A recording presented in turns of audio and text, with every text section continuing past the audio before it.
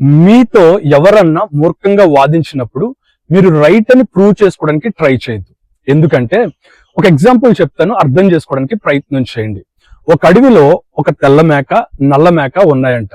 ఇవి రెండు కూడా నీళ్లు తాగడానికి ఒక చెరువు దగ్గరికి వెళ్ళాయి. తెల్ల మేక చెరువును చూడగానే ఇది చెరువు కాదు ఊబి అని చెప్పిందంట. వెంటనే నల్ల మేక, నేనే ఈ చెరువు దగ్గరికి తీసుకొని వచ్చాను, ఇప్పుడు ఇక్కడ నుంచి వెళ్ళిపోతే కనుక నా మాట కొట్టేసినట్టుకుంటది, నాకు అవమానం జరిగినట్టుకుంటది అని చెప్పని అక్కడున్న అపాయాన్ని గుర్తించకుండా తెల్ల మేకతో అడ్డంగా వాదించడం ప్రారంభించిందంట. వెంటనే తెల్ల మేక చాలాసేపు వాదించిన తర్వాత తను చెప్తుంది రైట్ అని ప్రూవ్ చేసుకోవడానికి తన రెండు కాళ్ళు తీసుకొని వెళ్లి ఆ ఊబిలో పెట్టిందంట. ఎదురున్న రెండు కాళ్ళు తీసుకొని వెళ్లి వెంటనే ఊబి తెల్ల మేకను లోనికి లాగేసుకోవడం ప్రారంభించింది. నల్ల మేక అవును తెల్ల మేక చెప్పింది నిజమే అని చెప్పని నమ్మి అక్కడి నుంచి పారిపోయిందంట.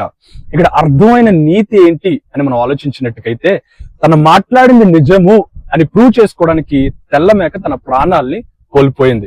కాబట్టి ఎప్పుడు కూడా మీరు మాట్లాడుతుంది నిజము అని చెప్పని మూర్ఖుల ఎదుట ప్రూవ్ చేసుకోవడానికి ట్రై చేయొద్దు.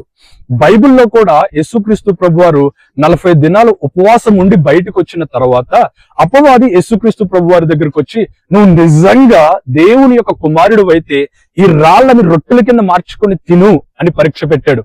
కానీ యేసుక్రీస్తు ప్రభువారు తను ప్రూవ్ చేసుకోవడానికి ఎక్కడా ట్రై చేయలేదు. అది వినలేని కారణాన్ని బట్టి యేసుక్రీస్తు ప్రభువారిని తీసుకొని వెళ్లి దేవాలయం యొక్క పైకొన మీద నిలవబెట్టి, నువ్వు నిజంగా దేవుని యొక్క కుమారుడు అయితే ఇక్కడి నుంచి దూకేసి నీ ప్రాణాలని కాపాడుకో, అప్పుడు నేను నమ్ముతాను అని చెప్పని అపవాది మాట్లాడాడు. అయినా కూడా యేసుక్రీస్తు ప్రభువారు తను ప్రూవ్ చేసుకోవడానికి ట్రై చేయలేదు. రీజన్ ఏంటో తెలుసా? దేవునికి తెలుసు మూర్ఖులతో వాదించకూడదని. ఈరోజు దేవుణ్ణి ఆరాధిస్తున్న మనము కూడా చాలా సందర్భాల్లో ఎవరన్నా మూర్ఖంగా ఆర్గ్యూ చేసినప్పుడు కానీ, వాదించినప్పుడు కానీ వాళ్ళతో పాటు సమానంగా వాదించడానికి ట్రై చేస్తూ ఉంటాం. నిజంగా గెలిచేద్దామనే మీరు? నాకు తెలిసి మూర్ఖంగా వాదించే వాళ్ళతో మనం కూడా తిరిగి వాదిస్తే మన ప్రాణాలను కోల్పోయే అవకాశం కూడా ఉంటది.